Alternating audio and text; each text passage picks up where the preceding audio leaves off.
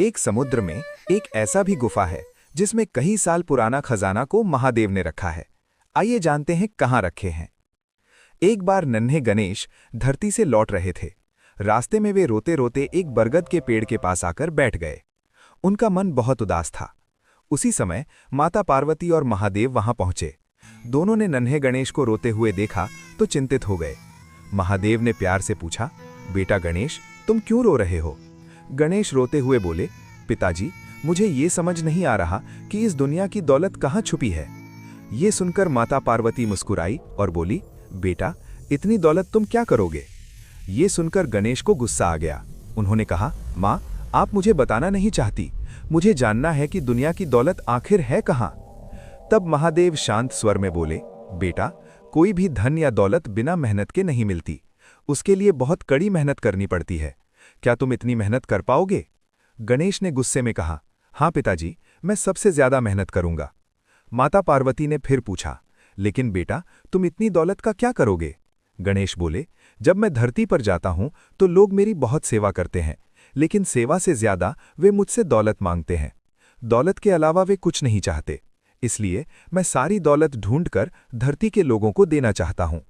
महादेव मुस्कुराए और बोले, ठीक है बेटा। गणेश ने तुरंत पूछा, पिताजी, बताइए दौलत कहाँ है?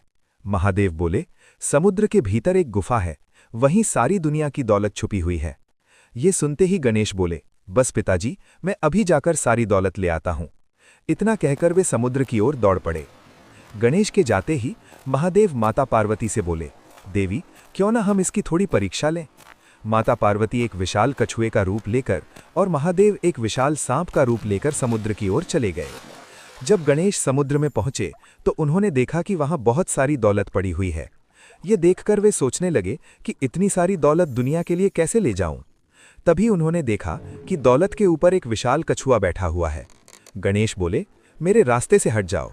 कछुआ बोला, बेटा, मैं हट जाऊंगा, लेकिन बदले में तुम्हें मेरा बच्चा ढूंढ कर लाना होगा। तुम भगवान हो, ये काम तुम्हारे अलावा कोई नहीं कर सकता। उसके बाद तुम सारी दौलत इंसानों को दे देना। गणेश को घमंड आ गया। वे बोले, बस इतनी सी बात, मैं अभी गया और तुम्हारे बच्चे को ढूंढकर ले आया। कछुआ खुशी से बोला, ठीक है पुत्र, मैं यहीं इंतजार करूंगी। गणेश पूरे समुद्र में ढूंढते रहे, लेकिन उन्हें कछुए का बच्चा कहीं नहीं मिला। थककर और परेशान होकर वे बैठ गए। तभी एक विशाल सांप वहां आया और बोला, बेटा, क्या तुम्हें किसी मदद की जरूरत है? गणेश ने गुस्से में कहा, हाँ, मैं कछुए के बच्चे को ढूंढ रहा हूं, लेकिन वो नहीं मिल रहा। क्या तुम्हें कुछ पता है? सांप बोला, हाँ, कछुए का बच्चा मेरे दिल में बसता है,